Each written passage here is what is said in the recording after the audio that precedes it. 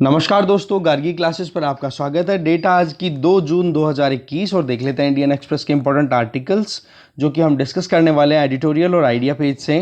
First article हम देखेंगे वो है सेडिशन से रिलेटेड। सेडिशन की जो चार्जेस लगते रहते हैं, आईपीसी की धारा है 124A, उससे संबंधित आर्टिकल है। इस आर्टिकल को डिस्कस करेंगे। इसके अलावा हम लास्ट में इस आर्टिकल का भी ओवरव्यू लेंगे जिसमें डिमिनिशिंग प्रॉस्पेक्ट कि कैसे आज इकोनॉमी हमारी डिक्लाइन कर रही है, उसके ऊपर कुछ कमेंट किए जा रहे हैं प्रताप भानु मेहता जी के द्वारा, तो जानेंगे इस आर्टिकल को भी। लास्ट में एक जस्ट पॉइंट ऑफ व्यू से देखेंगे। इसके अलावा एक आर्टिकल और है ऑयल ऑन बैलेंस, कि एक बैलेंस करने की ज़रूरत है हमारी एग्रीकल्चरल प्रैक्टिसेस को, क्योंकि जो महंगाई अभी बनी हुई है ना, ऑयल सीड जो हम कंज्यूम करते हैं या एडिबल ऑयल जिसको बोलते हैं, तो उसको कैसे बैलेंस किया जा सकता है, एक ऑप्शन है। बट सरकार उस तरफ ज़्यादा अटेंशन दे नहीं रही है, तो देखेंगे इस आर्टिकल को लास्ट में। ये आर्टिकल नहीं डिस्कस करेंगे, ये भी हम डिस्कस नहीं करेंगे, आगे चलते हैं। ये जो नीचे वाला आर्टिकल है ना, नंबर गेम, ये आप खुद से पढ़ोगे क्योंकि हमने इसको न्यूज़ वाले सेक्शन में डिटेल में पहले डिस्कस कर लिया कि चाइना में 2 चाइल्ड पॉलिसी 2016 से शुरू कर दी थी, पर उसके बावजूद भी बर्थ रेट है वो लगातार डिक्लाइन कर रहा है। तो ऐसे में चाइना की सरकार ने अभी क्या कर दिया, वहाँ पर 3 चाइल्ड पॉलिसी को भी अलाउ कर दिया कि हाँ, अगर कोई कपल 3 बच्चे भी रखना चाहे, करना चाहे तो कर सकता है। देखो, एक अपने आप में बहुत बड़ी प्रॉब्लम चाइना में क्या चल रही है कि वहाँ पर यंगस्टर्स की जो पॉपुलेशन है वो डिक्लाइन कर रही है, बूढ़ी ज़्यादा हो रही है जनता। तो ऐसे में सरकार के द्वारा ये प्रमोशन दिया जा रहा है, ठीक है। तो उस पॉइंट ऑफ व्यू से इस आर्टिकल में आप देख सकते हो, तो आप खुद से एक बार इस आर्टिकल को देखो, हम डिस्कस नहीं करेंगे। इसके अलावा आइडिया पेज पर हम आर्टिकल 1 तो ये डिस्कस करेंगे, ट्रीटिंग द हिडन पैंडेमिक, कि कोविड के साथ साथ में एक और चीज़ रियलिटी निकल के आ रही है, उस रियलिटी को एक्सेप्ट करना, और साथ में उस रियलिटी को एक्सेप्ट करते हुए इंडिया ने कहीं ना कहीं कुछ पॉजिटिव आउटकम, या आप कह सकते हो वर्ल्ड लेवल पे कहीं ना कहीं एक इंडिया के पास में प्लस पॉइंट है, वो जानेंगे वो क्या है। दूसरा, इधर नॉट ए स्टेडी क्लाइंब, ये इस वाले में बताया हुआ है कि इकोनॉमी का अभी डेटा आया है 2020-21 का फाइनेंशियल ईयर का, तो उसमें क्या क्या अभी भी कंसर्न्स कंटिन्यू बने रहेंगे और अभी तक क्या एक आउटकम हमें समझ में आ रहा है, जानेंगे। इस आर्टिकल को भी थोड़ा डिटेल में जानने की कोशिश करेंगे। और लास्ट वाला आर्टिकल वेस्ट बंगाल की पॉलिटिक्स समथिंग है, वो हम डिस्कस नहीं करेंगे। वो जो शारदा केस है ना, सॉरी नारदा केस है, उससे रिलेटेड है, ये आप खुद से देख लेना, हम डिस्कस नहीं करेंगे। देख लेते हैं जो भी आर्टिकल्स हमारे पास में इंपॉर्टेंट डिटेल में। फर्स्ट आर्टिकल है सेडिशन वेपन। इस आर्टिकल को स्टार्ट करने से पहले ये आपके सामने कोट है, इसको देख लो, महात्मा गांधी जी का, कि बोले आईपीसी का सेक्शन 124A जो है वो पॉलिटिकल जितने भी सेक्शंस अवेलेबल है ना, उनमें से प्रिंस है। कौन से पॉलिटिकल सेक्शंस आईपीसी के, जो कि लिबर्टी ऑफ द सिटीजन को सप्रेस करने के लिए काम करते हैं। तो आप देखो कि किस तरीके से सेक्शन 124A का यूज़ किया जाता था इंडिपेंडेंस से पहले अंग्रेज़ों के द्वारा, और आज वही सेक्शन 124A जो है वो कहीं ना कहीं यूज़ किया जा रहा है हमारे यहाँ पर इंडिया में पोस्ट इंडिपेंडेंस भी। तो इस चीज़ को लेकर के ये कोट हमारे लिए इंपॉर्टेंट हो जाता है, थोड़ा ध्यान में रखें। अब देखते हैं आर्टिकल को। देखो, सुप्रीम कोर्ट ने कहा है कि जो सेडिशन चार्जेस लगाए जाते हैं आईपीसी के सेक्शन 124A के अंडर में, तो बोलो उसको एक बार रिव्यू करने की ज़रूरत है। रिव्यू तो करने का कहा था कल, और रिमिट करने की बात यहाँ पर एडिटर ने कह दी है। रिमिट का मतलब ही रिवोक ही कर लो, बिल्कुल ख़त्म कर दो, क्योंकि एपेक्स कोर्ट का ये ऑब्जर्वेशन है कि अगर आप किसी भी इंडिविजुअल या किसी भी ऑर्गेनाइजेशन के अगेंस्ट में अगर सेडिशियस चार्जेस मतलब राष्ट्रद्रोह के चार्जेस अगर लगाते हो, तो वहाँ पर आपको कॉशनरी अप्रोच बनाने की ज़रूरत है। दैट मीन्स आपको बहुत सावधानी से आगे बढ़ने की ज़रूरत है। अभी रिसेंटली क्या हुआ, आंध्र प्रदेश सरकार के द्वारा 2 तेलुगु न्यूज़ चैनल के अगेंस्ट में ये एक्टिविटी परफॉर्म की गई है। तो ऐसे में अभी सुनवाई चल रही है सुप्रीम कोर्ट में, और उसी चीज़ को लेकर के कहीं ना कहीं यहाँ सुप्रीम कोर्ट ने कहा है कि मीडिया के लिए तो एटलीस्ट आप इसको रिव्यू करो ही, क्योंकि मीडिया के पास में हमारे यहाँ पर आर्टिकल 19 क्लॉज 1 में जो freedom of speech and expression available है, उसी के अंडर में हमारे मीडिया को फ्रीडम मिलती है, मीडिया को राइट्स मिलते हैं। तो ऐसे में अगर मीडिया अपनी तरफ से कोई भी चीज़ को अगर एक तरीके से ऑब्जर्व करती है, और ऑब्जर्व करने के बाद में अगर वो एक्सपोज करती है उस रियलिटी को, तो मीडिया का तो यही तो ना, इंडिपेंडेंट मीडिया का रोल क्या है कि डेमोक्रेसी में एक इंडिपेंडेंट मीडिया जो है वो कहीं ना कहीं फैक्ट्स को एक्सपोज करता है। अब उन्हीं फैक्ट्स के चलते अगर सरकारों को समस्या हो रही, तो इसका मतलब क्या, उनके ऊपर आप राष्ट्रद्रोह के चार्जेस लगाओगे, तो ये गलत हो जाता है। तो सेक्शन 124A जो है आईपीसी का, उसमें पिनलाइज कैसे किया जाता है कि आप देखोगे कि जो जेल है उसकी सज़ा 3 साल से लेकर के लाइफ टाइम तक हो सकती है और फाइन भी लग सकता है, या दोनों हो सकते हैं। तो पॉइंट क्या आ गया कि आप एक तरफ तो फैक्ट्स लेकर के आ रही है मीडिया, जर्नलिस्ट कहीं ना कहीं अपनी जान को जोखिम में डाल करके फिर फैक्ट्स को कलेक्ट करते हैं, और दूसरी तरफ आप उन्हीं के अगेंस्ट में राष्ट्रद्रोह के चार्जेस लगा देते हो, तो वो बहुत गलत है। देखो 1962 का केस है, लिख लो इसको, केदारनाथ केस, जिसमें सुप्रीम कोर्ट ने ये कहा था कि जो सेडिशन लॉ है ना 124A सेक्शन जो है आईपीसी का, बोला ये कॉन्स्टिट्यूशनली वैलिड है, कोई प्रॉब्लम नहीं है, पर सुप्रीम कोर्ट ने ये कहा था कि आप इसका मिसयूज नहीं करोगे, मिसयूज को रेस्ट्रिक्ट कर दिया था। तो इसी चीज को यहां पर मेन पॉइंट आउट किया जा रहा है कि आप अगर कोई भी सरकार के खिलाफ में अगर कोई भी फ्री स्पीच का यूज करता है या फिर कोई भी डिसेंट देता है या अपनी नाराजगी जाहिर करता है, तो उसको आप बेशर्मी के मतलब बेशर्मों की तरह बिल्कुल उसको सप्रेस करोगे, वो बिल्कुल गलत हो जाता है। तो यही तो यहाँ पर लिमिटेशन सुप्रीम कोर्ट के द्वारा लगाई गई थी, सेक्शन 124A ऑफ आईपीसी, कि इसको आप मिसयूज मत करो। देखो अगर आप सेडिशन चार्जेस लगाते हो तो इसका मतलब क्या हो गया कि कन्विक्शन रेट भी होनी चाहिए, बट रियलिटी क्या है कि केसेस तो रजिस्टर हो रहे हैं 100, ठीक है, राष्ट्रद्रोह के, पर वहां पर अगर कन्विक्शन की बात करो कि हाँ वाकई में आरोप जो है वो साबित हो रहे हैं, वो साबित करने की रेट है वो 3.3% है। मतलब 100 में से केवल 3.3 केसेस है ना वो ही सही हैं, बाकियों के अंदर रिहाई मिल जाती है। तो ऐसे में तो इसका मतलब तो ये हो गया कि आप किसी की फंक्शनिंग को, किसी काम को केवल हिंडर करना चाह रहे हो, किसी को रोकना चाह रहे हो। और ये डेटा जो है वो एनसीआरबी का है, नेशनल क्राइम रिकॉर्ड ब्यूरो का। अब आप देखोगे कि अभी रिसेंट जो सेडिशियस चार्जेस लगाए गए हैं ना, वो उत्तर प्रदेश में हाथरस केस हुआ था, शेड्यूल्ड कास्ट की एक लड़की के साथ में वहाँ पर एक तरीके से रेप हुआ था। तो वहाँ पर जो लोगों ने एक तरीके से वहाँ पर न्यूज़ को कवर करने के लिए पहुंचे, उनको आपने जेल में डाल दिया सेडिशन का नाम लेकर के। सिटीजनशिप अमेंडमेंट एक्ट के अगेंस्ट में जिन लोगों ने अपनी आवाज़ उठाई, उन लोगों को आपने जेल में डाल दिया कि ये राष्ट्रद्रोह का काम कर रहे हैं। तो पॉइंट यहाँ पर ये आ जाता है कि कहीं ना कहीं एक फ्रेश एग्जामिनेशन की जरूरत है, और अगर जरूरत पड़े तो सरकार को इसके लिए एक पुश भी देने की जरूरत है कोर्ट के द्वारा। देखो हमेशा क्या है कि अगर सेडिशन चार्जेस अगर लगाए जाए ना, तो प्रिकॉशंस ध्यान में रखे जाएं, सावधानी पूर्वक इस सेक्शन को यूज करना चाहिए। दूसरी तरफ कोर्ट भी जो लापरवाहियां दिखाते हैं, उन लापरवाहियों को भी सही करने की जरूरत है। होता क्या है कि जो लोअर कोर्ट्स होती हैं, सबसे पहले वहां पर सुनवाई होती है, और वो लोअर कोर्ट में जो जजेस काम करते हैं वो क्या करते हैं कि कहीं ना कहीं ज्यादा और परेशान कर देते हैं उन केसेस में, और फिर उन केसेस को लेकर के जाना पड़ता है हाई कोर्ट में या फिर सुप्रीम कोर्ट में, तब कहीं ना कहीं और ज्यादा मुश्किलें बढ़ जाती है। तो पॉइंट यहां पर यह आ जाता है कि सुप्रीम कोर्ट के द्वारा जो ये मैटर, अभी जो मैटर को हाईलाइट किया गया है ना,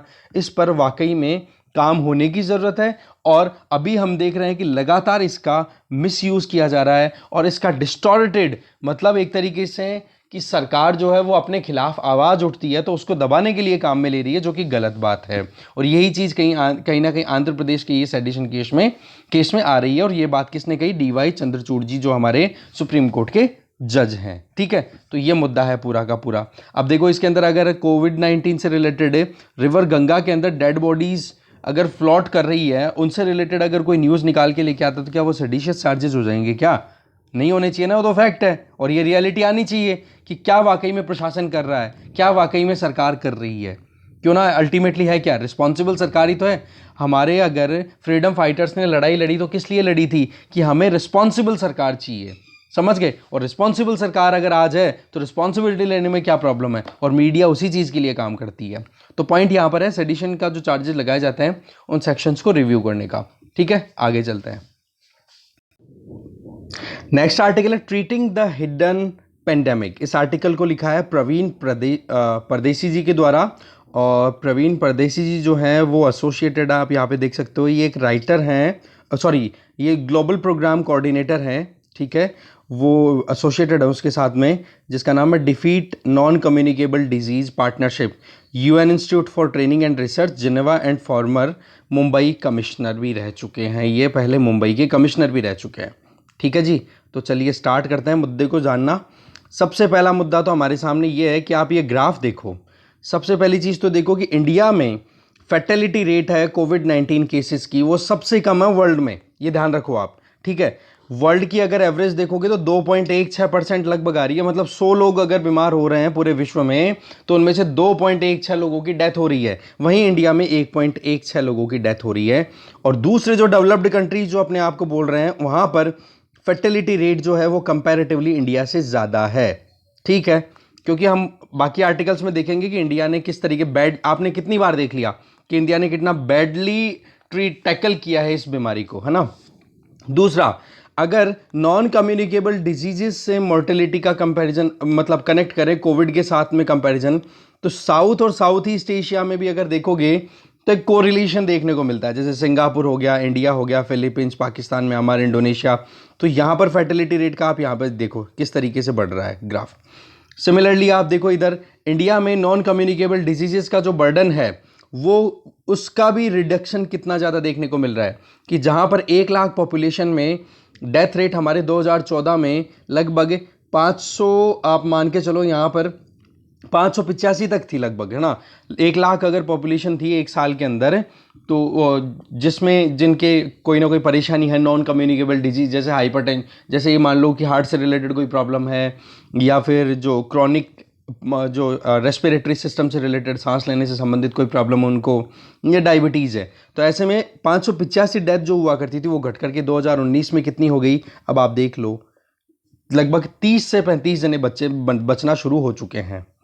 तो इसी चीज को राइटर जो है हाईलाइट करना चाह रहे हैं कि सेकंड वेव ने इंडिया के हाल खराब कर दिया, हमें पता है, पर सेकंड वेव में केसेस इतने ज्यादा बढ़े पर फिर भी इंडिया में जो फर्टिलिटी रेट रही कोविड पेशेंट्स की वो थ्रू आउट वर्ल्ड के कंपैरिजन में 50% रही। वर्ल्ड ओवर ग्लोबल एवरेज देखोगे ना तो आप 100 में से 2.17 लोगों ने अपनी जान गंवाई है जिनको कोविड इन्फेक्शन हुआ है, जबकि इंडिया में 1.16% लोगों ने ही जान गंवाई है। तो यहां पर पॉइंट आ जाता है कि ये जो स्टैटिस्टिक्स है क्या ये वाकई में बातूनी बातें हैं या फिर रियलिटी है इसके पीछे। तो राइटर बोल रहे हैं कि बहुत सारी स्टडीज ये शो कर रही हैं कि हमारे यहाँ पर जितनी भी डेथ्स हुई हैं या फिर कोविड 19 से रिलेटेड थ्रू आउट जो डेथ्स हुई हैं उनमें 70% तो वो डेथ थी जिनके ऑलरेडी कोविड से पहले कोई नॉन कम्युनिकेबल डिजीज से उनके कोई इन्फेक्शन या कोई परेशानी, सॉरी इन्फेक्शन नहीं हो सकता, वो कम्युनिकेबल का होता है इन्फेक्शन, नॉन कम्युनिकेबल डिजीज से वो ग्रसित हो, जैसे कि डायबिटीज़ हो गया, कार्डियोवैस्कुलर आइलमेंट मतलब हार्ट से रिलेटेड प्रॉब्लम हो, या कैंसर जैसी बीमारी हो। तो इंडिया में कहीं ना कहीं आप देख सकते हो कि सरकार के द्वारा जो रिमार्केबल एफर्ट्स लगाए गए जिनमें नॉन कम्युनिकेबल डिजीजेज जैसे कि यही तीनों बीमारियां, उनसे आपने अपने आप को बचा लिया, जिनको हम सीवीडी बोलेंगे। सीवीडी का मतलब हो गया आपके क्रॉनिक लंग्स डिजीज हो गया, और एक तरीके से कार्डियोवैस्कुलर डिजीज हो गई, और इसी तरीके से कैंसर तो चलो इंक्रीज हो रहा है हमारे यहाँ पर, बट जो लंग से रिलेटेड और जो हार्ट से रिलेटेड बीमारियां हैं उसको हमने बहुत हद तक रिड्यूस करने में सफलता पाई है। और उसी का रिजल्ट क्या रहा है कि जो फर्टिलिटी रेट है वो हमारे यहाँ पर वर्ल्ड की 50% ही रही है। इसके अलावा आप देखोगे कि इंडिया में non communicable disease fertility rate 1 lakh population के ऊपर अभी कितनी चल रही है, 558 चल रही है। तो पॉइंट यहां पर आ जाता है कि जो 585 हुआ करती थी 2014 के टाइम पे डेथ रेट, 1 लाख के कंपेयर 1 लाख अगर पॉपुलेशन में कहीं प्रॉब्लम थी नॉन कम्युनिकेबल डिजीज की तो उनमें डेथ कितनी हो रही है, ओवरऑल 1 लाख पॉपुलेशन में से नॉन कम्युनिकेबल डिजीजेस के चलते कितने लोगों की डेथ हो रही है, 558 की अभी। ठीक है, तो ऐसे में कोविड केसेस की फर्टिलिटी रेट भी हमारे यहाँ पर कहीं ना कहीं बेटर परफॉर्म कर रही है, इतना बुरा हाल यहाँ पर देखा नहीं जा सकता। स्टडीज जो हैं जिसमें डिफीट एनसीडी टीम जिसके ये मेंबर हैं, खुद एसोसिएटेड है, हमने देख लिया इनका प्रोफाइल, तो इन्होंने ये बताया कि इकोनॉमिस्ट इंटेलिजेंस यूनिट और वाइट्रिस इनके द्वारा जो स्टडीज की गई हैं जिनके मतलब इनकी गाइडेंस मिली और डिफीट एनसीडी टीम ने जब रिसर्च की तो ये पता पड़ा कि हर 10% मतलब हर 10% डिक्लाइन में किसमें जो नॉन कम्युनिकेबल डिजीजेस की वजह से जो मॉर्टेलिटी रेट में अगर 10% तक डिक्लाइन हो रहा है ना तो उसका आप कोविड फर्टिलिटी रेट पर देखोगे कि दुगना असर देखने को मिल रहा है। मतलब कि अगर आपने एक बंदे को नॉन कम्युनिकेबल डिजीज से बचा लिया मरने से तो आप उसका मल्टीप्लाई फैक्टर देखोगे कि जो कोविड 19 है उसकी वजह से 2 जनों की जान बच रही है। समझ गए? तो एक मल्टीप्लिकेशन फैक्टर यहां पर देखने को मिल रहा है क्योंकि कहीं ना कहीं हेल्दी होते चले जा रहे हैं।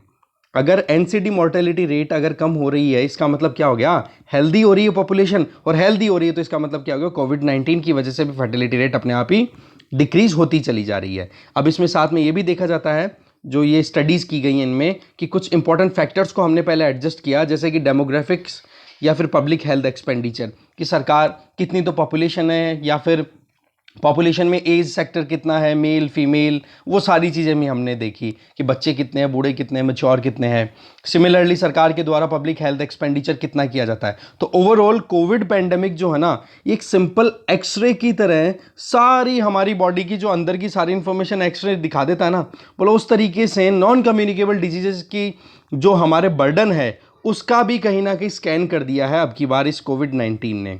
अब बात यह आ जाती है कि नॉन कम्युनिकेबल डिजीज को टैकल करने के लिए इंडिया के पास स्ट्रेटेजी क्या है। तो इंडिया ने देखो multi sector NCD action plan तैयार किया, जिसमें 25% रिडक्शन देखा गया है। टारगेट किया गया है कि नॉन कम्युनिकेबल डिजीजेस के चलते जो मोर्टेलिटी, जो डेथ रेट है, उसको हम 25% तक कम कर देंगे 2025 आते आते हैं। ये गवर्नमेंट ने अपनी तरफ से नॉन कम्युनिकेबल एक्शन प्लान के अंडर में किया है, जिसमें सबसे पहली चीज़ आ जाती है आत्मनिर्भर स्वस्थ भारत स्कीम। इस स्कीम में मेन काम किया जा रहा है कि लगभग 64,000 करोड़ रुपए का हेल्थ सेक्टर में इन्वेस्टमेंट होगा, जिससे 17,800 तो गांवों में और 11,000 शहरों में health and wellness centres establish किए जाएंगे। इसके अलावा डिस्ट्रिक्ट हेडक्वार्टर पर 602 क्रिटिकल केयर हॉस्पिटल्स भी स्टैब्लिश किए जाएंगे। तो इससे क्या होगा कि प्राइमरी लेवल पर ही अगर डायग्नोस हो जाती है बीमारी, तो आप ट्रीट आसानी से कर पाओगे। अब प्राइमरी लेवल पर अगर वो बीमारी मान लो कि सही से समझ में नहीं आ रही है, तो ऐसी परिस्थितियों में उनको रेफर कर दिया जाएगा कहाँ पर, इन क्रिटिकल केयर हॉस्पिटल्स में। तो ऐसे में तो हॉस्पिटल्स की ज़रूरत पूरी होगी। दूसरा, लेबोरेटरीज और वायरोलॉजी सेंटर्स भी स्टैब्लिश किए जाएंगे, जिससे कि आप टेस्टिंग टाइम पे करा सको। ठीक है, सबसे मेन जो चीज़ है वो टेस्टिंग करवानी होती है अगर किसी बीमारी को डायग्नोज करना है। तो जैसे RT-PCR टेस्टिंग होती है कोविड-19 को टेस्ट करने के लिए, तो वो लेबोरेटरीज में जाके तो होता है ना सारा काम। तो एग्जैक्टली वही चीज़ हमारे इंफ्रास्ट्रक्चर में बहुत इंपॉर्टेंट एक पार्ट है, जिसको फुलफिल करने के लिए आत्मनिर्भर स्वस्थ भारत अभियान, ठीक है, उसके अंतर्गत ये काम किए जा रहे हैं। इंडिया की इन्वेस्टमेंट अगर हम देखेंगे 64,000 करोड़ रुपए की, तो मेन काम क्या है, प्राइमरी हेल्थ केयर को स्ट्रेंथन करना है। साथ में आप देखोगे कि आयुष्मान भारत स्कीम जो चली, जिसका एक पार्ट है प्रधानमंत्री जन आरोग्य योजना, तो उसके अंतर्गत 100 मिलियन से ज़्यादा लोगों को इसके अंदर में इंश्योरेंस प्रोवाइड किया जा रहा है कि कहीं भी अगर क्रिटिकल केयर की ज़रूरत है किसी भी इंडिविजुअल को, उसकी पॉकेट उसको अलाउ नहीं कर रही है, तो सरकार ने वहाँ पर इंश्योरेंस पॉलिसी चला रखी है। तो पॉइंट क्या आ गया, हेल्थ इंफ्रास्ट्रक्चर के लिए हम बोलते हैं ना कि सरकार को पैसा खर्च करना चाहिए, ऐसी बात नहीं है, नहीं कर रही है, कर रही है, वो हमारे पास में डेटा है, पर और ज़्यादा करने की ज़रूरत है, वो हमारा सजेशन रहेगा।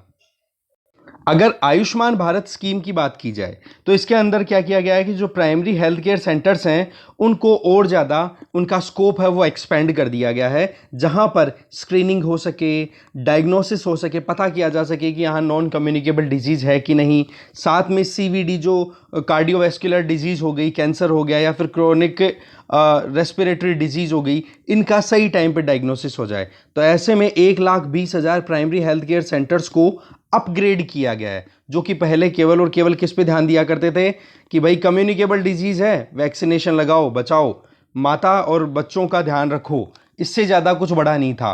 अब क्या हो गया है, आपने स्क्रीनिंग और डायग्नोसिस का जो सेगमेंट है वो और ऐड कर दिया। तो इससे क्या होगा, इनिशियल स्टेज पे ही बीमारी को डायग्नोस किया जा पाएगा। जैसे कि हमने देखा ना आत्मनिर्भर स्वच्छता अभियान, जिसके अंतर्गत क्या बताया गया है कि गांवों में और शहरों में जो प्राइमरी हेल्थ केयर सेंटर्स हैं, उनको अपग्रेड किया जाएगा, हेल्थ एंड वेलनेस सेंटर्स में मतलब हेल्थ केयर सेंटर्स में कन्वर्ट किया जा रहा है, उनको अपग्रेड किया जा रहा है, और बहुत हद तक आपको देखने को भी मिल रहा होगा ये।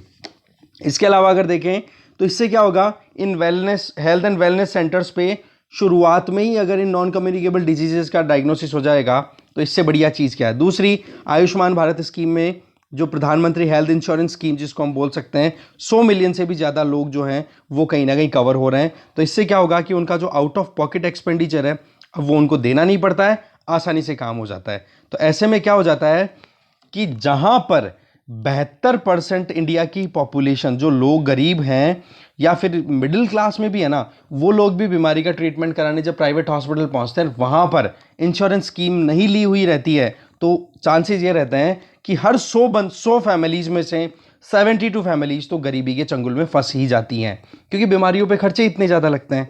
तो ऐसे में इंश्योरेंस स्कीम सरकार के द्वारा देना बहुत अच्छा कदम है। फिर इसके अलावा जो पॉल्यूटिंग फ्यूल हुआ करते थे पहले हमारे यहाँ पर, जो काऊ डंग हो गया, लकड़ी पे बेस्ड जो फ्यूल यूज़ किया जाता था घरों में, उसको रिप्लेस कर दिया गया पीएम उज्ज्वला योजना का यूज़ करके एलपीजी से। और उसमें भी लगभग 90 मिलियन फैमिलीज जो हैं वो कहीं ना कहीं आज देखोगे कि क्रॉनिक लंग डिजीज से अपने आप को प्रोटेक्ट कर चुकी है। और क्रॉनिक लंग डिजीज कहीं ना कहीं लॉन्ग टर्म में जाकर के कैंसर का कारण बनती है औरतों में। तो वही चीज़ यहाँ पर मेन है। और रिजल्ट क्या हो गया कि धीरे धीरे यहाँ पर हम स्टेडी डिक्लाइन देख रहे हैं नॉन कम्युनिकेबल डिजीजेज में। कब से? 2014 के कंपैरिजन में आज तक जो हमने अभी डेटा देखा। डेटा बहुत इंपॉर्टेंट है, ध्यान रखना आप ये। इसके अलावा जो डिफीट एनसीडी पार्टनरशिप है, जिसमें United nation institute of training and research है, उन्होंने ऑर्गेनाइज किया है, जिसमें आप देखोगे ऑर्गेनाइज्ड एक्शन की बात की है कि कैसे भी करके हम नॉन कम्युनिकेबल डिजीजेस के बर्डन को कैसे कम करें। तो उसमें वर्ल्ड हेल्थ असेंबली ने भी पार्टिसिपेट किया, और उसके अलावा दूसरे जो हेल्थ मिनिस्टर्स हैं दूसरे कंट्रीज़ के, चाहे वो अफ्रीकन कंट्रीज़ हों या फिर इंडिया की हेल्थ मिनिस्ट्री हो या फिर WHO के द्वारा जो पार्टिसिपेशन है वो। तो ऐसे में आप देखोगे सारे इंपॉर्टेंट की स्टेक होल्डर्स जो हैं वो साथ में आकर के नॉन कम्युनिकेबल डिजीजेस को कंट्रोल करने के लिए काम कर रहे हैं और एक प्लान बना रहे हैं। और उसी की वजह से हमारा टारगेट क्या है कि हम 25% तक मॉर्टेलिटी रेट को कम करना चाहते हैं 2025 आते आते हैं। किसकी वजह से? जो हमारे नॉन कम्युनिकेबल डिजीजेस का बर्डन है उसके चलते। तो यहाँ पर की लेसन क्या आ जाता है, क्या सीखा हमने इतना कि इतना कुछ हमने देखा कि सारी कहीं ना कहीं हर एक कंट्री में अगर फैटिलिटी रेट जो थी कोविड की वजह से वो नॉन कम्युनिकेबल डिजीजेस पे बेस्ड थी।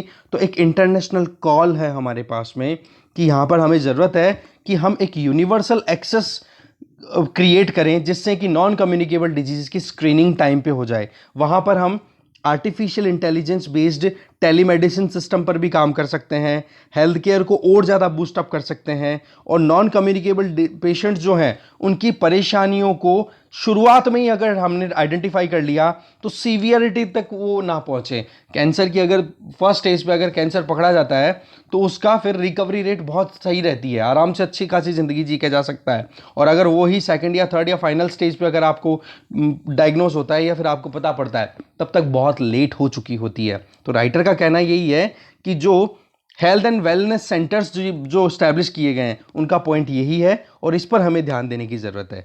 आज हम वैक्सीनेशन ड्राइव चला रहे हैं, सारे देश को वैक्सीनेट करने की कोशिश है कोविड को रोकने के लिए, जिसमें हम ट्रैक करेंगे, ट्रेस करेंगे, इस स्ट्रेटजी पे काम कर रहे हैं। तो भाई आप एक चीज़ बताओ ना, कोविड की जब टेस्टिंग हो रही है तो ये एक अपॉर्चुनिटी है कि नहीं आपके पास में कि जो पेशेंट्स अनडायग्नोस्ड होकर के भी घूम रहे हैं, डिटेक्शन ही नहीं है उनके शरीर का, अभी तक उन्होंने कोई चेकअप ही नहीं कराया अपनी बॉडी का, तो उनका आप चेकअप कर सकते हो कि क्या उनको डायबिटीज़ भी है या कोई कार्डियोवैस्कुलर डिजीज़ दूसरी है या कहीं और प्रॉब्लम है। तो ऐसे में आप उनको टेलीमेडिसिन बेस्ड आप उनकी हेल्प कर सकते हो, कुछ प्रोटोकॉल्स बना सकते हो, उनको गाइड कर सकते हो कि भाई आप अपनी खुद की ध्यान कैसे रख सकते हो। तो ऐसे में आप कोविड के चलते दूसरी बीमारियों, ऐसा ही टीबी के लिए भी एक आर्टिकल हमने शायद 3-4 महीने पहले डिस्कस किया था, जिसमें ये बोला गया था कि कोविड का चलते आप कोविड को तो इतना सीरियस ले रहे हो, चलो ठीक बात है, पर आपने टीबी को भी क्यों नहीं लिया? टीबी तो एक सांस से रिलेटेड प्रॉब्लम है, लंग्स में कहीं ना कहीं इफेक्ट दिखाता है,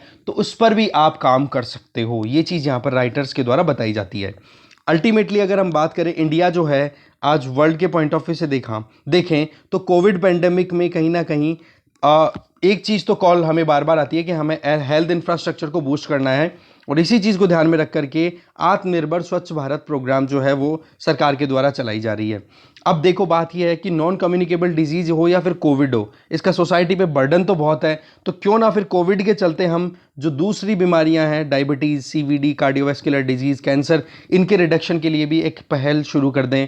इससे क्या होगा, हमारे सस्टेनेबल डेवलपमेंट गोल में जो हमारा कमिटमेंट है वो हम अचीव कर पाएंगे, जिससे कि प्रीमैच्योर जो डेथ्स होती हैं उनको और रिड्यूस कर पाएंगे। ठीक है, तो यही चीज़ यहाँ पे बताई जा रही है कि वायरल पेंडेमिक जो है ये तो है ही, हो सकता है आने वाले टाइम पे और कुछ भी बीमारी आए, तो क्यों ना हम पहले से तैयार रहें इस चीज़ के लिए। तो एक अलग हटके थोड़ा आर्टिकल था तो डिस्कस किया, आगे चलते हैं। नेक्स्ट आर्टिकल है not a steady climb. Article लिखा है यहाँ पर धर्मकीर्ति जोशी जी ने। धर्मकीर्ति जोशी जी एक स्टैटिशियन है, इकोनॉमिस्ट हैं, क्रिजिल लिमिटेड के साथ में एसोसिएटेड हैं। तो बेसिकली इनके द्वारा ये कहा जाता है कि अभी देखो लेटेस्ट प्रोविजनल एस्टिमेट आ गए हैं जिसमें हमारी इकोनॉमी को 7.3% से कॉन्ट्रैक्ट होते हुए दिखाया गया है 2020-21 में। रही सही में अगर हम देखें तो फोर्थ क्वार्टर में जो हमारी ग्रोथ रेट रही वो 1.6% रही, जो कि एनकरेजिंग भी रही, क्योंकि पिछले साल के 4 क्वार्टर्स में से 2 क्वार्टर्स में तो हमारी इकोनॉमी जो थी वो नेगेटिव टेरिटरी में थी, जिसको हमने बोला था वहां पर टेक्निकल रिसेशन। ठीक है, थर्ड क्वार्टर में आकर के 0.6-0.5% समथिंग ग्रोथ रेट रही, और फिर फोर्थ क्वार्टर में 1.6% रही। इसका मतलब थोड़ा सा अच्छा रहा। बट ओवरऑल अगर हम देखें तो रिवाइज्ड एस्टिमेट जो है वो अगली साल आएगा, तब जाकर के हमें एक्चुअल पिक्चर का पता पड़ेगा, क्योंकि अभी तो क्या है, कहीं ना कहीं एस्टिमेशन ही है कि हाँ ऐसा हुआ होगा, क्योंकि जब रिवाइज होगा नेक्स्ट ईयर 2022 में, तब जाकर के हमारे पास में एक्चुअल ट्रेजेक्ट्री निकल के आएगी कि कहां पर हमारा देश चल रहा है। तो यहां पर राइटर कुछ चीजों को ओपन अप कर रहे हैं, जिसमें नंबर 1 चीज तो ये है कि जीडीपी और जीवीए दोनों में डिफरेंस बहुत ज्यादा देखने को मिल रहा है अब की बार। तो जीडीपी और जीवीए में रिलेशन आपको पता होना चाहिए कि GVA is equals to GDP plus subsidies minus tax. मैं आपको लिख देता हूं, यहां पर आप देखोगे जीवीए और जीडीपी से रिलेटेड जो भी टर्मिनोलॉजी है उसको आप समझोगे। GVA is equals to GDP plus subsidies on product minus taxes on product. तो ऐसे में जीडीपी और जीवीए में डिफरेंस किस चीज का आ रहा है, सब्सिडीज का। तो ये सब्सिडीज अब की बार सरकार ने बहुत दी, तो इसके चलते क्या हो गया, जीडीपी और जीवीए में जो कोरिलेशन बनता है ना, उसमें गैप्स देखे गए हैं जो कि 2011 के बाद में हाईएस्ट है। अब 2011-12 में क्यों था, उस टाइम पर भी क्या थी सबसे बड़ी प्रॉब्लम, वहां पर भी सब प्राइम क्राइसिस का हमने झटका झेला ही था उस टाइम पे 2008-9 में। तो उस टाइम पर भी सरकार ने बहुत हेल्प की थी सब्सिडीज की एरियर दे करके, कैसे भी करके इकोनॉमी आगे बढ़े। वो बात अलग है कि फिर लॉन्ग टर्म में 2013-14 में इन्फ्लेशन बहुत ज़्यादा बढ़ गई थी, पर फिर भी कहीं ना कहीं कंट्रोल में आ जाता है। बट पॉइंट यहाँ पे आ जाता है कि जीडीपी और जीवीए में गैप बहुत ज़्यादा है। तो जीडीपी का मतलब तो आप जानते ही हो कि किसी भी पर्टिकुलर ज्योग्राफिकल एरिया में कोई भी एक टाइम पीरियड जो नॉर्मली 1 साल लिया जाता है, उसमें नए प्रोडक्ट्स का प्रोड्यूस होना, दैट मीन्स चाहे वो गुड्स हो या सर्विसेज हो, दोनों का नए प्रोडक्शन होना, सेकेंड हैंड नहीं होगा, नयों का ही, तो उसका ओवरऑल एडिशन कर दो आप, वो जीडीपी हो जाएगा। और जीवीए क्या होता है कि पर्टिकुलर सेक्टर की आप बात करते हो, और उस सेक्टर में कोई भी प्रोडक्ट अगर आप तैयार कर रहे हो तो उस प्रोडक्ट की फाइनल वैल्यू, उस फाइनल वैल्यू को तब आप कैलकुलेट करोगे जब बीच में इंटरमीडिएट गुड्स जो काम में ले रहे हो उनकी जो रेट है, उनके कॉस्ट है, वो आप एडजस्ट कर दो, तब जाकर के जीवी आता है। तो दोनों में डिफरेंस जो है वो बड़ा दिखाई दिया है अब की बार। तो ऐसे में इसको करेक्ट करने की जरूरत है।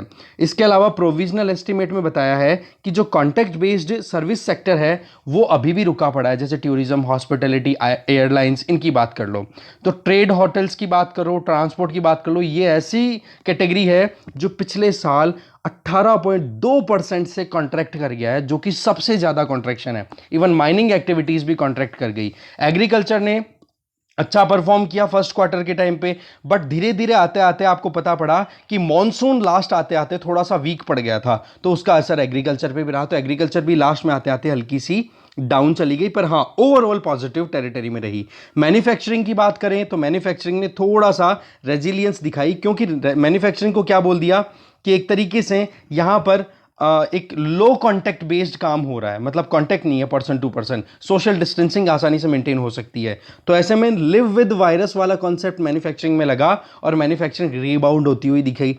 कंस्ट्रक्शन सेक्टर की बात करो, इसने तो बहुत ही अच्छा परफॉर्म किया है, क्योंकि सरकार ने इंफ्रास्ट्रक्चर को इंप्रूव करने के लिए हाईवेज में और रूरल इंफ्रास्ट्रक्चर में बहुत पैसा इन्वेस्ट किया है।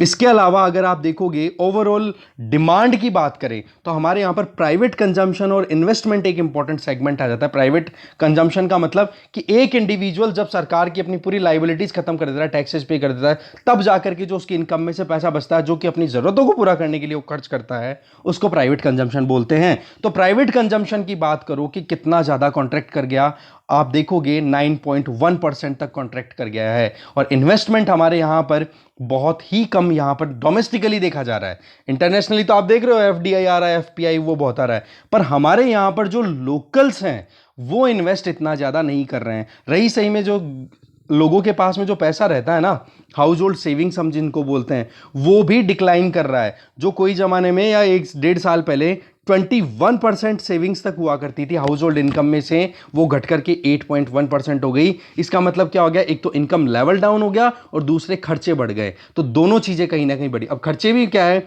मेन तो टैक्सेस बढ़ने के चलते इन्फ्लेशन का असर आ रहा है। इसके अलावा आप देखो सेम स्टोरी आप देख सकते हो जो ग्रोस कैपिटल फॉर्मेशन के अंदर की 10.2% तक डिक्लाइन कर गया, जो कि 2018-19 में कितना 6.9% तक अच्छा खासा परसेंट मतलब ठीक ठाक था। तो ऐसे में ग्रोस फिक्स्ड कैपिटल फॉर्मेशन भी डाउन हो गया। अब आपके लिए छोटी सी एक यहां पर गाइडलाइन है, वो ये इकोनॉमिक सर्वे का विजन आईएएस का आईएएस आ गया होगा अभी तक, समरी डाउनलोड कर लो और उसमें ये जो डेटा है ना जो हम देख रहे हैं उसको थोड़ा सा अपडेट कर लेना, ठीक है। जो जो भी हमने डेटा अभी डिस्कस किया है, ये डेटा आपको वहां पर कंपैरिजन में काम आएगा, पहली चीज। दूसरी, ये एक डेटा जो है वो इतना ज्यादा हो सकता है कि आपके यार कोविड का असर हो तो इस पे बेस्ड क्वेश्चन बन जाए। बाकी आपको एक चीज जरूर देखनी होगी कि पिछले 5 सालों का क्या ट्रेंड है, 2016-17 से लेकर के आप देखोगे 2020-21 तक का कम से कम, या 2015-16 से लेकर के 2020-21 तक का पूरा डेटा आप देखोगे, फिर एनालाइज करोगे बढ़ा है घटा है, इन्फ्लेशन का क्या रहा, जीडीपी का क्या रहा, एग्रीकल्चर, मैन्युफैक्चरिंग, माइनिंग, अलग अलग सेक्टर, सर्विस सेक्टर का जीवीए क्या रहा। तो वो एनालिसिस है ना, उस पर बेस्ड प्रीलिम्स में क्वेश्चन बन जाते हैं कई बार, ठीक है। और आपको एक ब्रॉडर पर्सपेक्टिव भी तैयार होगा कि सरकार की जो पॉलिसीज हैं उनका असर मैक्रो इकोनॉमिक लेवल पे क्या पड़ा है। जैसे कि हमने कल एक आर्टिकल देखा था ध्यान हो तो एक्सप्लेन पेज पे, जिसमें हमने देखा था कि किस तरीके से सरकार की पॉलिसी जैसे डिमोनेटाइजेशन हो गया या फिर जीएसटी को इंप्लीमेंट करना जुलाई में 1 जुलाई 2017 से, तो बोलो वो बहुत जल्दबाजी के ऐसे मुद्दे थे जिनके चलते हमारी इकोनॉमी जो 8% से ग्रो कर रही थी 2016 में, वो डिक्लाइन करती करती 2020 में आते आती 4% पे ही आ गई थी हमारी ग्रोथ रेट, और अब तो 7.3% से कॉन्ट्रैक्ट और कर गई -7.3। तो ऐसे में इंडियन इकोनॉमी कहीं ना कहीं बहुत पुअर परफॉर्म करती दिखाई दे रही है। ये चीज बोली भी जा रही है, हम जो नेक्स्ट आर्टिकल देखेंगे उसमें सीधा बोल रहे हैं कि साउथ एशिया में सबसे बुरा परफॉर्म करने वाली अगर इकोनॉमी है तो वो इंडियन इकोनॉमी है, अगर परसेंटेज पॉइंट ऑफ व्यू से देखा जाए तो। ये चीज यहां पर राइटर के द्वारा बताई जा रही है, तो थोड़ा सा हमें अलर्ट रहने की जरूरत है। फिर बात आ जाती है एक्सपोर्ट, नेट एक्सपोर्ट की अगर बात करो तो नेट एक्सपोर्ट का मतलब होता है कि आपने एक्सपोर्ट कितना किया और इंपोर्ट कितना किया, दोनों का डिफरेंस। अब हमारे क्या है कि डिमांड थोड़ी सी कम पड़ी है तो ऐसे में इंपोर्ट कम हो गया, तो ऐसे में नेट एक्सपोर्ट आपको थोड़ा सा हो सकता है कि अपर दिखे, पर इसके पीछे ये वजह नहीं है कि हमारे यहां से एक्सपोर्ट बढ़ा है, जी नहीं, हमारे यहां पर इंपोर्ट कम हुआ है, तो ऐसे में नेट एक्सपोर्ट आपको थोड़ा ज्यादा दिखाई दे रहा है। तो डिमांड जो है वो रुकी हुई पड़ी है। इसके अलावा अगर प्रोविजनल एस्टिमेट बेसिस पे हम देखें तो डाउनसाइड रिस्क अभी भी बनी हुई है, क्योंकि इकोनॉमिक जो आउटलुक जो है वो कहीं ना कहीं बार बार एक चीज की तरफ हमें इंडिकेट कर रहा है। सबसे पहले इंडिकेशन कि ये बीमारी खत्म नहीं हो रही, उस बीमारी के खत्म नहीं होने के चलते कहीं ना कहीं हमें चिंता किसकी लगी रहती है, लॉकडाउन ना लग जाए, और लॉकडाउन जब लगता है तो इकोनॉमिक एक्टिविटीज रुक जाती है, तो उसका असर डेफिनेटली इकोनॉमी पे हमें देखने को मिलता है। अब देखो बात ऐसी है कि वैक्सीनेशन जब तक नहीं मिलेगा तब तक तो ये जो हाईली कॉन्टैक्ट वाली सर्विसेज है ये तो आएगी नहीं ट्रैक पे, और रही सही में वैक्सीनेशन के बाद में कहीं ना कहीं कॉन्फिडेंस आएगा, क्योंकि रही सही एक डर जो लगा हुआ है वो एक ये भी कि थर्ड वेव भी आ सकती है। जब सेकंड वेव ने इतना ज़्यादा हैवॉक फैलाया है, इतनी ज़्यादा परेशानियां फैलाई है, तो थर्ड वेव से बचने के लिए केवल और केवल एक तरीका, पहला क्या है कि सबसे पहले पूरी जनता को वैक्सीनेट किया जाए। दूसरी तरफ वैक्सीनेशन हो गई, हेल्थ सपोर्ट, और दूसरा हो गया कि सरकार के द्वारा इकोनॉमिक इनइक्वालिटीज को ध्यान में रखते हुए स्ट्रॉन्ग फिस्कल सपोर्ट देने की जरूरत है। जैसे कि मिडिल क्लास की आप बात करो, आज मिडिल क्लास का कॉन्ट्रैक्शन इतना हो गया है कि लगभग 32 मिलियन लोग जो हैं वो कहीं ना कहीं गरीबी के चंगुल में फंस चुके हैं इस बीमारी के आने के बाद में, ठीक है। तो यहां पर जरूरत है कि सरकार जो है वो स्ट्रॉन्ग फिस्कल सपोर्ट दे, जो कहीं ना कहीं एब्सेंट रहा है। तो पॉइंट आ गया हेल्थ का और पैसे का। अब बात ही आ जाती है देखो कि जीडीपी आउटलुक 2021-22 के लिए 11% नॉर्मल कंडीशन में बताई जाती है, और थोड़ा सा अगर डाउन साइड जाएं कि हाँ थोड़ा सा इकोनॉमी प्रॉब्लम में आ सकती है तो 9.8%, और बुरी से बुरी परिस्थिति के अंदर हमारी इकोनॉमी ग्रो करेगी 8.2% से। तो ऐसे में रिस्क जो है ना वो बनी हुई है, चांसेस हैं कि 8% की तरफ डिक्लाइन ना कर जाएं हम। तो पॉइंट ये है देखो कि 4 ऐसे फ्रंट्स हैं जो अभी भी हमारे लिए चिंता का कारण बने हुए हमारी सरकार के लिए, या जो भी स्टैटिस्टिशियंस हैं, इकोनॉमिस्ट हैं, जो भी हमारे रूलर्स हैं या फिर एडमिनिस्ट्रेशन है उनके लिए। पहली चीज कि एम्प्लॉयमेंट कितना ज़्यादा गिर चुका है और इकोनॉमी का आउटपुट कितना ज़्यादा गिर चुका है, सबसे ज़्यादा तो कॉन्टैक्ट बेस्ड सर्विस में। और हमें पता है कि हमारे यहाँ पर मोर देन 60% जीडीपी में कंट्रीब्यूशन अगर आप देखोगे तो सर्विस सेक्टर का था। ये आपने पढ़ा होगा, जरूर नहीं पढ़ा हो तो एक बार पढ़ लो जरूर से, कि हमारे यहाँ पर सबसे ज़्यादा जीडीपी में कंट्रीब्यूशन सर्विस सेक्टर करता है, फिर मैन्युफैक्चरिंग करता है, फिर एग्रीकल्चर करता है। एग्रीकल्चर तो इतना ही 17-18% मैक्सिमम बोल रहा हूँ मैं, ये 17-18%।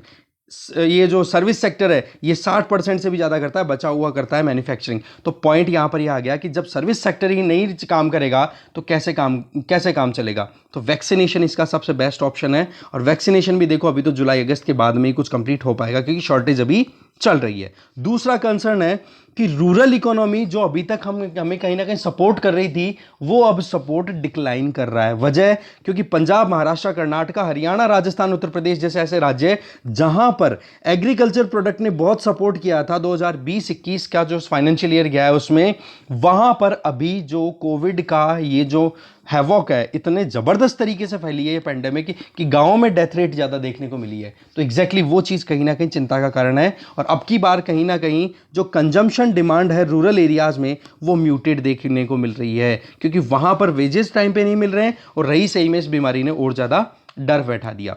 तीसरा, लॉकडाउन्स और रेस्ट्रिक्शंस की बात मैं पहले ही कर चुका हूं कि चलो ये बात ठीक थी कि अब की बार कम कड़की बढ़ती गई, पर सवाल ये है कि ये अगर बीमारी लगातार चलती रही तो इसी तरीके से एक दो थोड़े थोड़े भी लॉकडाउन अगर चलते रहे तो क्या हमारी इकोनॉमी प्रॉपर्ली फुल ट्रैक पे आ पाएगी, पूरी स्पीड पकड़ पाएगी?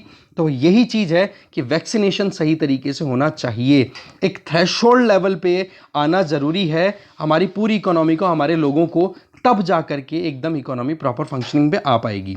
चौथा जो डर है दैट इज प्राइवेट कंजम्पशन जो है वो अभी भी कम है। लोग जो डोमेस्टिक हमारी डिमांड है ना, हमारा जो कंजम्पशन है, क्योंकि इनकम ही नहीं है, इनकम नहीं होगी तो लोग क्यों खर्च करेंगे पैसे को फालतू में? बस अपनी बेसिक नीड्स हैं उनकी ज़रूरतों को पूरा कर रहे हैं, बाकी चीज़ों को अवॉइड कर रहे हैं। एक्स्ट्रा खर्चा करना कोई भी अभी कोशिश नहीं कर रहा है। तो ज़रूरत किस चीज़ की है? अनसर्टेनिटीज़ को प्लग करने की। अभी भी कहीं ना कहीं अनिश्चितता का माहौल बना हुआ है और वो चिंता का कारण भी है और उसी के चलते कहीं ना कहीं हमें परेशानी का सामना करना पड़ रहा है। तो ऐसे 4 कंसर्न्स हैं, इसके चलते कहीं ना कहीं चिंता की बात है। फिर बात आ जाती है कि एडवांस इकोनॉमीज में जैसे कि यूएस और यूके, वो आज वर्ल्ड में फास्टर रिकवरी करने वाली इकोनॉमीज में से एक है, पर उसके पीछे सबसे इंपॉर्टेंट काम क्या है कि उन्होंने जो फिस्कल सपोर्ट किया वो बहुत ही ज़्यादा जेनरस था, मतलब बहुत ही ज़्यादा लिबरल था। उन्होंने बहुत ज़्यादा कंट्रीब्यूट किया है, चाहे वो मॉनेटरी सप्लाई की बात करो या फिर आप बात करो फिस्कल सपोर्ट की बात करो। फिस्कल सपोर्ट मतलब सरकार के द्वारा, मॉनेटरी का मतलब हो गया आप इंटरेस्ट रेट डाउन कर रहे हो बैंक के द्वारा जो करवाते हो। तो ऐसे में इंडिया दोनों काउंट्स में कहीं ना कहीं पीछे है।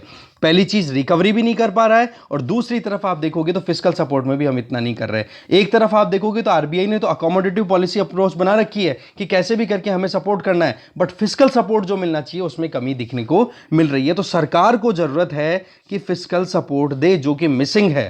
ठीक है, अर्बन हो चाहे रूरल एरिया हो, दोनों में नरेगा जैसी स्कीम्स को और ज़्यादा पैसे देने की ज़रूरत है। एडिशनल रिसोर्सेज आपको क्रिएट करने की ज़रूरत है जिससे कि हेल्थ इंफ्रास्ट्रक्चर, जहां पर एक तरफ स्वास्थ्य की प्रॉब्लम चल रही है तो दूसरी तरफ वही बात लाइव एंड लाइवलीहुड, लाइव्स की बात करो तो वो कहीं ना कहीं हमें पेंडेमिक से बचाना है, और लाइवलीहुड की बात करो तो कम से कम इनकम तो दो कि कम से कम अपना पेट भर सके, अपनी ज़रूरतें पूरी कर सके। और रही सही में अल्टीमेट टारगेट क्या है, अगर आप सपना देखते हो सुपर पावर बनने का वर्ल्ड में तो आपको पहले इकोनॉमिक पावर पहले बनना पड़ेगा, जैसे कि चाइना।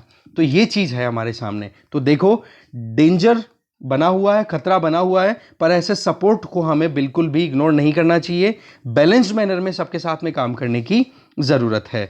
आज आप देखो चाहे कोई कंपनी हो या कोई हाउस होल्ड हो जो कि स्ट्रेस का सामना कर रहे हैं, डिस्ट्रेस्ड हैं, उन पर हमें कंट्रीब्यूट, उनको हमें सपोर्ट करने की ज़रूरत है। सरकार को इस पर ध्यान देने की ज़रूरत है।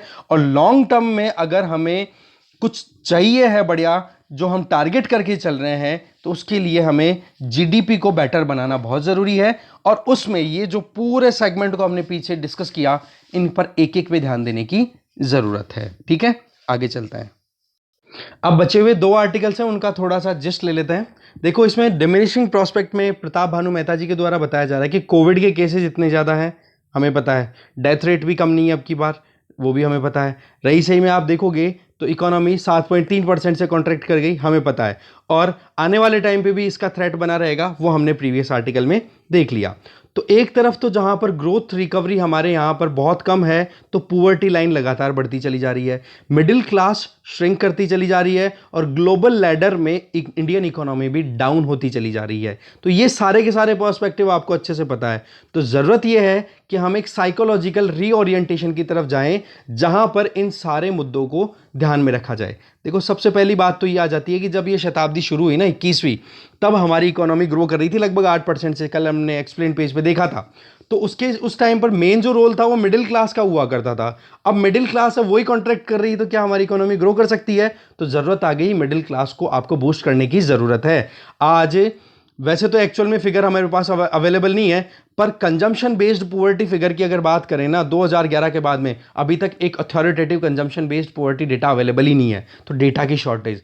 अजीम प्रेमजी यूनिवर्सिटी के द्वारा स्टेट ऑफ वर्किंग इंडिया एक रिपोर्ट रिलीज की गई 2020 में, ठीक है, अजीम प्रेमजी यूनिवर्सिटी के द्वारा state of working in India report publish की गई, जिसमें यह बताया कि 230 मिलियन लोग जो हैं इंडिया में वो पुअर्टी के चंगुल में फंस गए, जबकि 2000 से लेके 2016 के बीच में गरीबी से कितने लोगों को निकाला? 270 लोगों को। इसका 270 मिलियन लोगों को, मतलब क्या हो गया कि जितने लोगों को आपने गरीबी के चंगुल से 2000 से लेके 2016 में बाहर निकाला था, उतने से थोड़ा सा कम लोग फिर से गरीबी के चंगुल में फंस गए हैं। ये चीज मिडिल क्लास की बात करो तो 32 मिलियन लोग जो हैं मिडिल क्लास से बिलोंग करने वाले, अब वो गरीबी के चंगुल में फंस गए, तो गरीबी बढ़ गई। नंबर 2, एम्प्लॉयमेंट की बात करो, CMIE एम्प्लॉयमेंट नंबर्स की अगर बात करो, तो वहां पर अभी डेटा ये है कि इंडिया में अनएम्प्लॉयमेंट रेट 14.5%, 14.5% अनएम्प्लॉयमेंट, जो कि हाईएस्ट है इंडिपेंडेंस के बाद में, ये कह सकते हो। और रूरल अनएम्प्लॉयमेंट रेट है वो 7% तक बढ़ चुकी है, और लेबर फोर्स पार्टिसिपेशन है वो इंक्रीज नहीं हो रहा है। लेबर फोर्स का मतलब मैंने आपको कल बताया था कि जो लोग जॉब मिले या ना मिले पर जॉब की इच्छा रखते हैं, वो लोग लेबर फोर्स में कंसिडर किए जाते हैं। तो लेबर फोर्स भी इंक्रीज नहीं हो रही। एक तरफ तो डेटा आता है कि भाई सेंसेक्स बहुत अच्छा परफॉर्म कर रहा है, तो क्या हमारी इकोनॉमी को पूरा बूस्ट करेगा? जी बिल्कुल भी नहीं, क्योंकि इनइक्वालिटीज बहुत ज्यादा है। क्योंकि सेंसेक्स में कौन इन्वेस्ट करेगा जी? सेंसेक्स में कौन सी कंपनीज हैं? बड़ी कंपनियां। तो एक तरफ अमीर अमीर बनता चला जा रहा है, तो गरीब बहुत ज्यादा गरीब हो गया। तो सेंसेक्स तो अमीर के लिए ज्यादा फेवरेबल है, बड़ी कंपनियों के लिए। छोटी कंपनियों के पास में पैसा नहीं है। जरूरत है कि एक फंडामेंटल ट्रायड किया जाए। दैट मीन्स कि आप एक सही तरीके से प्लान करो कि किस सेक्शन को ज्यादा सपोर्ट देने की जरूरत है, और उसमें एक जो डिमांडिंग सेक्शन है that is shrinking middle class. अगर इसको सपोर्ट नहीं दिया गया तो आप जिस इकोनॉमिक ग्रोथ की बात करते हो वो इकोनॉमिक ग्रोथ आपको नहीं मिलेगी। आपको इकोनॉमिक आइडियोलॉजी में जो आपके पास में अनक्लैरिटी है, उस अनक्लैरिटी को बिल्कुल ठीक करने की जरूरत है, तब जाकर के आप इकोनॉमिक सर्टेनिटी अचीव कर पाओगे। तो सबसे इंपॉर्टेंट चीज यहां पर राइटर के द्वारा बोली जा रही है, मिडिल क्लास की जरूरतों को एड्रेस करो। आज बैटल चल रहा है कोविड के साथ में, हमें पता है इकोनॉमी का फॉर्च्यून जो है वो बिल्कुल डिमिनिश्ड है, बिल्कुल खत्म हो गया है। बहुत बुरे तरीके से हमारी इकोनॉमी परेशानी में पड़ी हुई है, और ये जो कैटास्ट्रॉफ है इसका असर कहीं ना कहीं इन्वेस्टमेंट में भी देखने को मिल रहा है। आज प्राइवेट सेक्टर में हम बोल रहे हैं कि बड़ी कंपनियों के पास में बहुत मुनाफा है, तो क्या वो इन्वेस्ट करेंगे? अजी मार्केट में अगर अनसर्टेनिटी है तो कौन नया धंधा करके बैठेगा? कोई नहीं करेगा, तो इन्वेस्टमेंट भी नहीं आएगा, और इन्वेस्टमेंट नहीं आएगा तो उसका असर कहीं ना कहीं हमारी पूरी इकोनॉमी पे देखने को हमें मिल ही रहा है। यही चीज कहीं ना कहीं उदय कोटक, जो हम अभी CII के जो चेयरमैन थे, अब तो उनकी जगह दूसरे ले रहे हैं, नाम भूल गया मैं, साउथ के हैं, नाम TVN समथिंग कुछ है, मुझे याद नहीं आ रहा। खैर हम बात कर लेते। उदय कोटक जी ने भी अपनी तरफ से स्टेटमेंट दिया था कि फिस्कल स्टिमुलस की जरूरत है। हमें कहीं ना कहीं सरकार को ये ध्यान रखने की जरूरत है कि मिडिल क्लास में जो ये 32 मिलियन लोग जो हैं वो गरीबी के चंगुल में फंस रहे हैं, उनको निकालने के लिए आपको सपोर्ट देने की जरूरत है।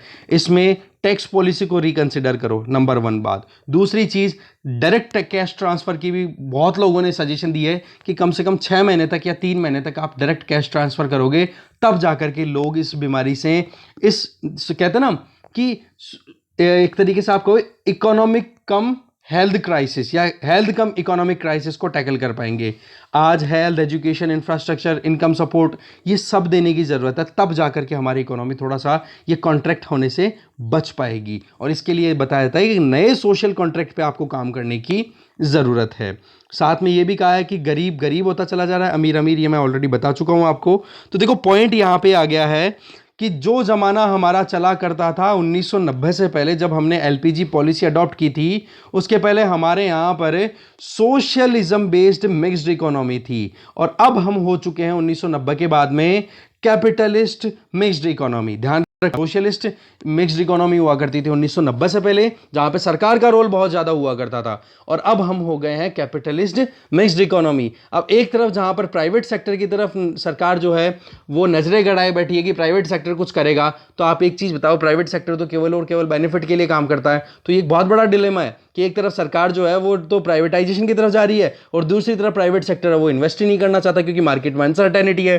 तो ये चीज से निकलने के लिए सरकार को ही अब अपने हाथ में कमांड लेने की जरूरत है। ठीक है, तो यही मेन यहां पे मुद्दा बताया जा रहा है। दूसरा अगर देखें तो ऑयल ऑन बैलेंस, इस आर्टिकल में ये बताया देखो कि हमारे यहां पर डीजल पेट्रोल के प्राइस तो बढ़ते हैं, हमने हर बार देखे हैं कि हाँ क्रूड ऑयल की प्राइस बढ़ गई, पर आप देखो ये जो हम एडिबल ऑयल है वो कंज्यूम करते हैं, उसका हमने पूरा एक्सप्लेन पेज देखा था। देखो आप दोनों वीडियोस को फॉलो करो, इससे क्या होगा कि एक रेलेवेंस बनती चली जाएगी। मैं गारंटी लेता हूँ आपके कॉन्सेप्ट टिप्स पे आ जाएंगे, बस आपको थोड़ा सा टाइम लगेगा नोट्स मेकिंग में। नोट्स मेकिंग के लिए पूछते हैं सर नोट्स में क्या लिखे क्या नहीं लिखे, अरे भैया आप फॉलो तो करो, आपको बता दिया जाएगा, धीरे धीरे स्मूथली डिलीवर किया जाता है। कि आप चाहो कि एक दिन में मैं सब कुछ दे दूं, नहीं, आप नए हो, अभी तक मैं पिछले 1 साल से लगातार ये वीडियोस डाल रहा हूं, बस आप बने रहो साथ में, आपका साथ कोई नहीं छोड़ने वाला है। ठीक है, चाहे अभी पीछे तबीयत भी खराब हुई थी, पर मैंने एक बिल्कुल भी नहीं छोड़ा, क्योंकि अगर बीमारी को आप बहाना बनाकर, अनुपम के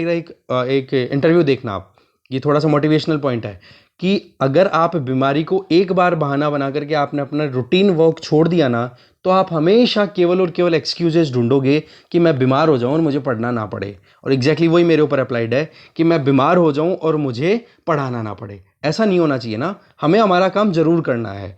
एक बिल्कुल ही अनअवॉइडेबल सर्कमस्टांस क्रिएट हो जाए कि हाँ अब तो हो ही नहीं सकता, वो एक बात बनती है, पर फिर भी कोशिश हमारी यही होनी चाहिए कि रूटीन में काम किया जाए। क्योंकि आपने वो देखी है मूवी मुन्ना भाई एमबीबीएस, उसमें वो पप्पा रानी के पीछे लगा रहता है, तो वो बंदा रिकवर होना शुरू कर देता है जब उसने कैरम खेलना शुरू कर दिया, और उसका रूटीन वर्क जिस दिन बंद हो जाता है उस दिन से वो बीमार होना शुरू हो जाता है। तो इन चीज़ों से सीखा करो, मूवीज़ में इनोवेशन लेकर के आया करो। बहुत ही एक एडमिनिस्ट्रेटर के पास में आप बोला कम करो, बोलने की आदत कम करो। पहली चीज़ तो मैं बोलता बहुत हूँ, मैं नहीं बोलूँगा तो आप सुनोगे नहीं, मैं भी नहीं बोलना चाहता ज़्यादा। हमें ज़्यादा बोलना नहीं है, हमें सुनना है। नंबर 1, हमें प्रॉब्लम का एक रूट नहीं बन रहा है, हमें सोल्यूशन का एक ऑप्शन बनना है, ध्यान रखना, तब जा करके आप एक अच्छा एडमिनिस्ट्रेटर बन पाओगे। खैर पॉइंट पे आते हैं हम फिर से। तो सवाल यह आ जाता है कि एडिबल ऑयल जो 80 से 90 रुपए पर किलो के हिसाब से बिक रहा था, वो 170 175 रुपए पर किलो के हिसाब से बिकना लग गया। क्यों जी? इंटरनेशनल प्राइसेस की बात की थी। तो सवाल यहाँ पर सजेशन जो राइटर का है ना, हम उस पर सीधा चलते हैं। प्रॉब्लम आपको पता है, एक्सप्लेन पेज पे पूरी डिटेल हमने डिस्कस की थी।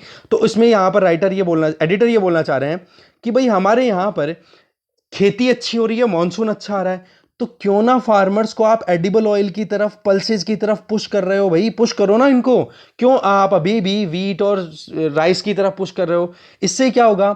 रिम्यूनरेशन इनको अच्छा मिलेगा फार्मर्स को, अगर वो तिलहन की या दालों की खेती करते हैं तो इसकी तरफ पुश किया जा सकता है। इससे उनकी वेलफेयर ऑटोमेटिकली इंश्योर हो पाएगी, और साथ में आप एमएसपी भी इंश्योर करो ना, क्या प्रॉब्लम है?